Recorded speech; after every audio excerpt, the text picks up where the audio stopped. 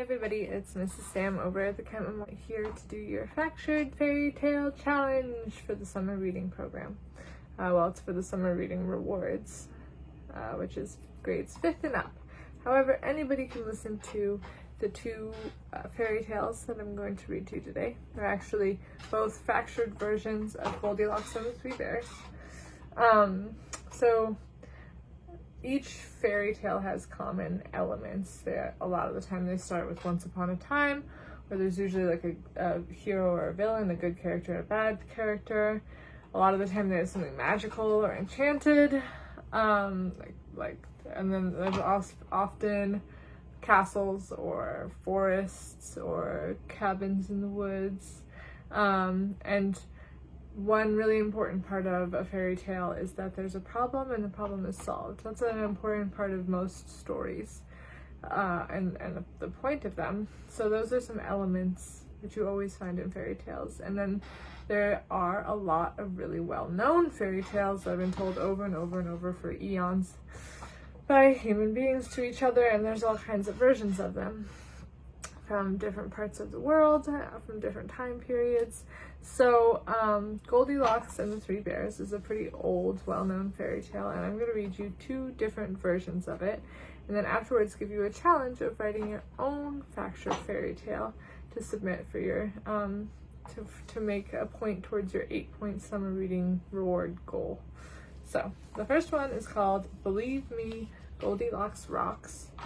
The story of the Three Bears as told by Baby Bear by Nancy Lowen. Believe Me, Goldilocks Rocks by Nancy Lowen. Okay.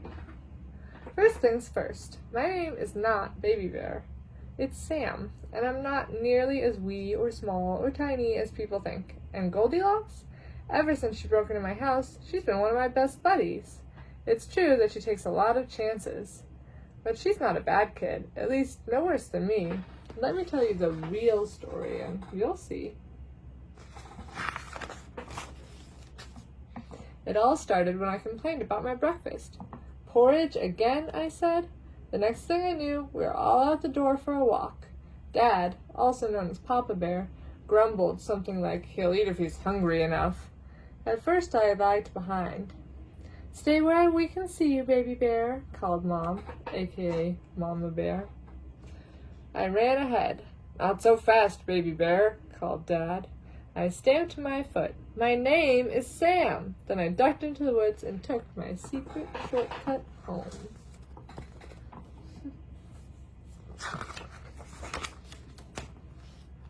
Well, when I reached our house, I heard a voice. Someone was inside.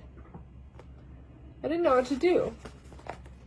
Should I run to Mom and Dad for help, or should I chase off the intruder myself? Baby Bear would have made a run for it, but not Sam. I peeked through the kitchen window.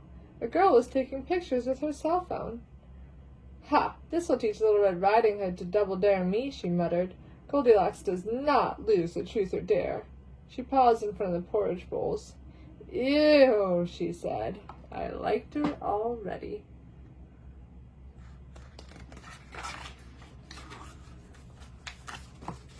Goldilocks took a picture of herself in my dad's chair, then my mom's chair. "You want proof, little Miss Hoodie?" she asked. "Here it is." Next she took a picture of herself in my chair. When she got up, the chair stuck to her rear. She waddled around, she jumped up and down. Finally she gave the chair a good whack, and it came off in pieces.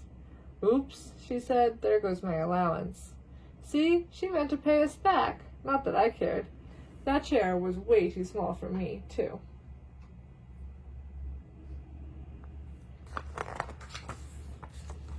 Upstairs, Goldilocks slipped off her shoes, which was very thoughtful of her, and took some video of herself jumping on my dad's bed and my mom's bed.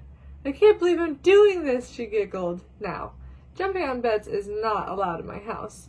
This was my one and only chance to get away with it, so I tapped on the window.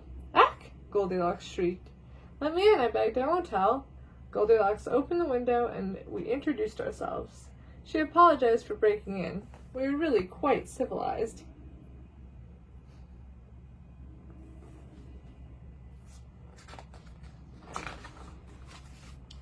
Then we jumped and jumped and jumped and jumped until we heard my mom calling from the woods.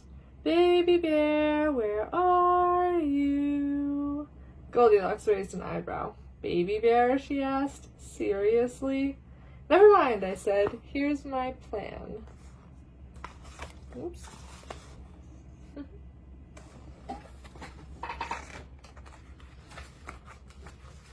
I ran downstairs just as my parents were coming in. Baby bear, Mom exclaimed. Thank goodness you're okay.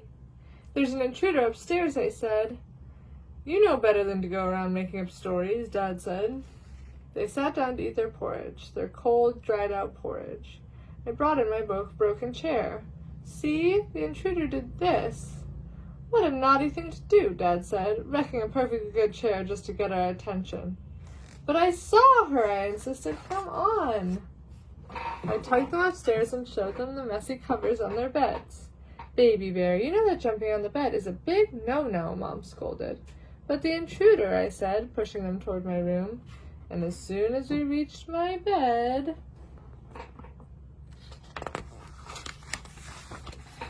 Boo! Goldilocks yelled. What happened next was priceless.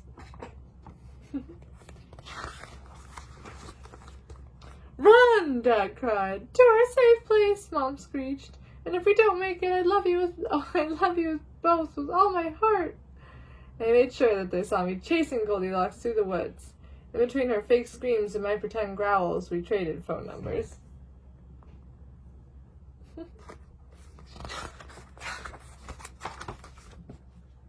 Mom and Dad were so impressed with my courage that they gave me everything I asked for. A bigger chair, spicy breakfast burritos instead of porridge, and a promise to stop calling me Baby Bear. Well, there's one thing that I didn't get. Can't I jump on the beds just once in a while, I asked. No, my parents said. Absolutely not. Hey, it was worth a try. And then this part is, think about it. So it says to read a classic version of Goldilocks and the Three Bears and compare it to Sam's version. What are some things that happened in the story that didn't happen in the classic? What are some things that happened in the classic story that didn't appear in this one? Most versions of Goldilocks and the Three Bears are told from an invisible narrator's point of view, but this version is told from Baby Bear's point of view. Which point of view do you think is more true? Why? And how do you think this story would be different if it was told from another character's point of view? What if Mama Bear or Papa Bear or Goldilocks told the story? Sam doesn't think that Goldilocks is a bad kid, even though she broke into his house. Do you agree or disagree? I disagree. Why? I disagree because breaking and entering is not cool, even on a dare. And then it asks what you think would have happened if Sam ran back to his parents instead of seeing what Goldilocks is up to. And I think that's important because if Sam had just gone back to his parents, then there wouldn't be much of a story to tell. All right, let's read this next version of Goldilocks. This is called Goldilocks and the Three Dinosaurs by Mo Willems. Goldilocks and the Three Dinosaurs as retold by Mo Willems.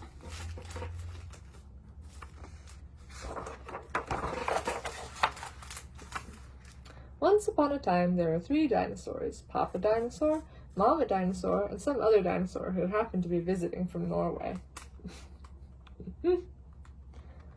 Home, sweet dinosaur, home.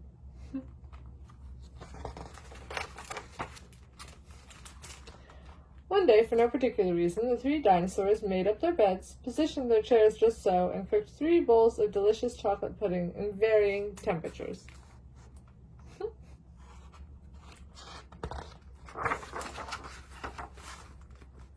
Oh boy, said Papa Dinosaur in a loud, booming voice.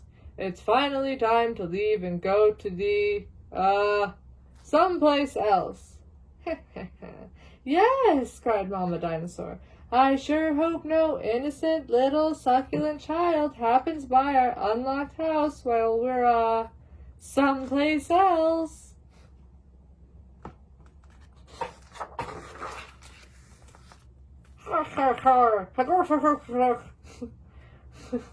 The other dinosaur made a loud noise that sounded like a big evil laugh, but was probably just a polite Norwegian expression. The three dinosaurs went someplace else and were definitely not hiding in the woods, waiting for an unsuspecting kid to come by.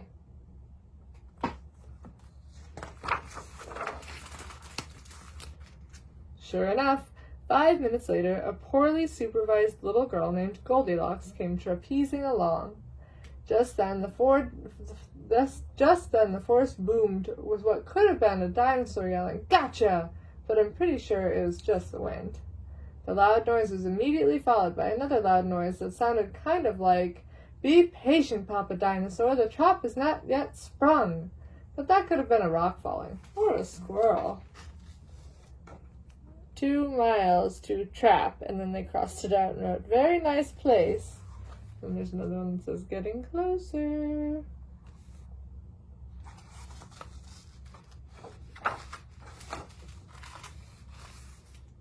Either way, Goldilocks was not the type of little girl who listened to anyone or anything. For example, Goldilocks never listened to warnings about the dangers of barging into strange, enormous houses. As soon as Goldilocks came across a strange, enormous house, she barged straight in. "Welcome! Tee-hee-hee."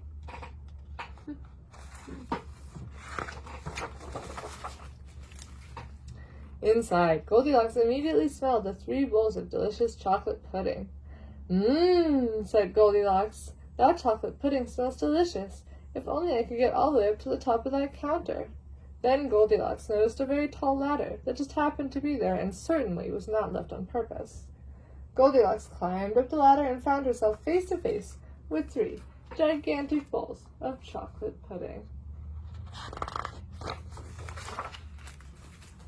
The first bowl of chocolate pudding was too hot, but Goldilocks ate it all anyway, because hey, it's chocolate pudding, right? The second bowl of chocolate pudding was too cold, but who cares about the temperature when you've got a big bowl of chocolate pudding? Not her. The third bowl of chocolate pudding was just right, but Goldilocks was on such a roll by now that she hardly even noticed.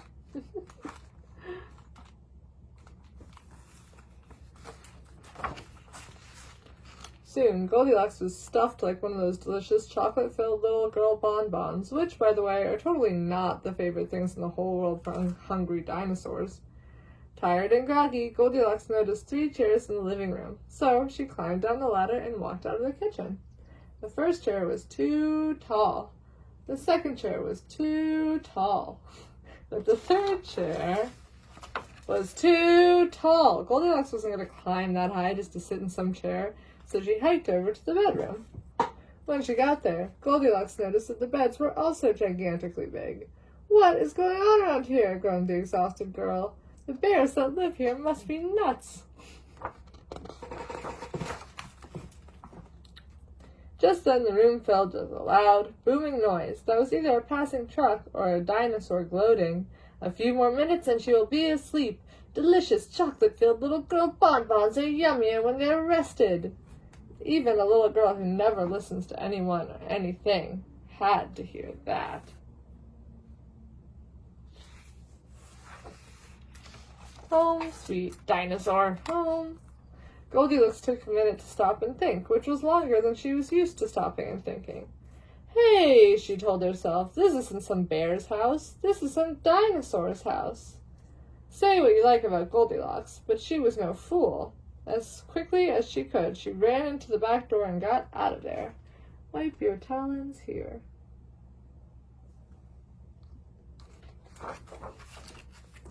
Just then a loud plane flew by, which sounded pretty much like a trio of dinosaurs yelling, "Now!" or "Charge!" or the Norwegian expression for chewy bonbon time.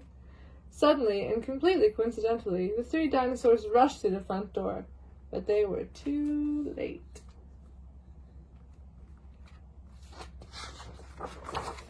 Goldilocks was gone, and all that was left in the house were 3 disappointed dinosaurs. The end. And the moral is, if you ever find yourself in the wrong story, leave. And the moral for the dinosaurs is, lock the back door.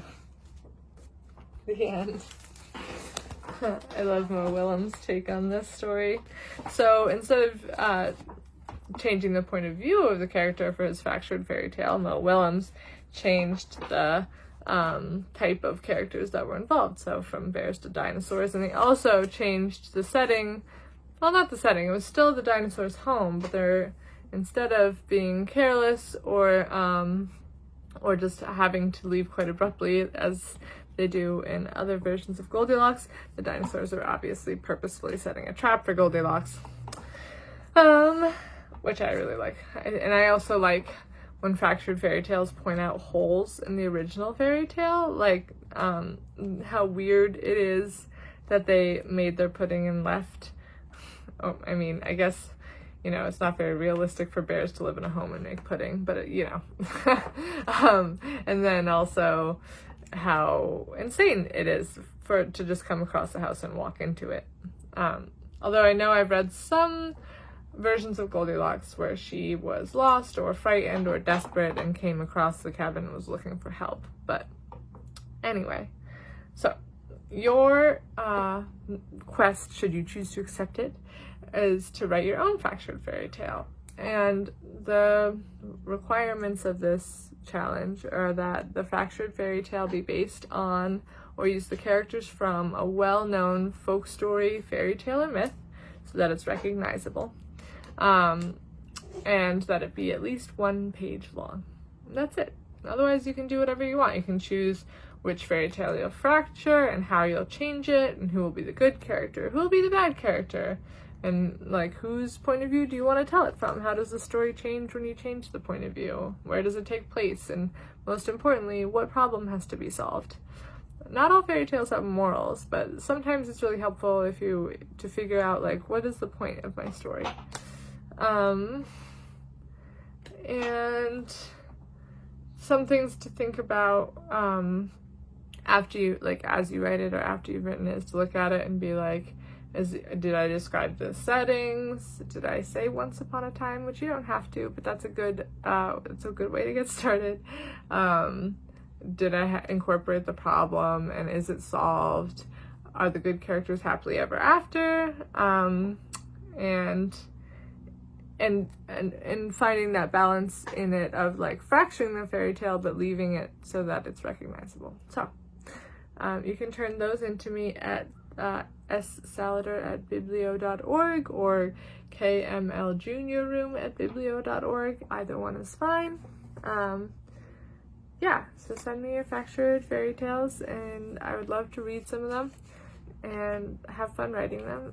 And happy questing. Thanks for watching. Bye.